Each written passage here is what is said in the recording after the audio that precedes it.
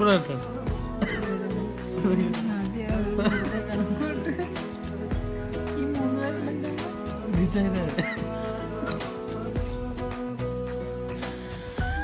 കണ്ടിട്ടില്ലേ കുറെ ഫോട്ടോ ആണെങ്കിൽ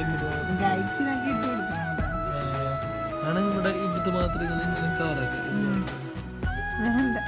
സ്പെഷ്യൽ ബുദ്ധിമുട്ടുണ്ട് സാധനമുണ്ട്. ഇത് ഫുള്ള് ഇങ്ങനെ ഷെയ്ഡാക്കിയിട്ട് ഇത് മാത്രം ഹൈലൈറ്റ് ആണ്.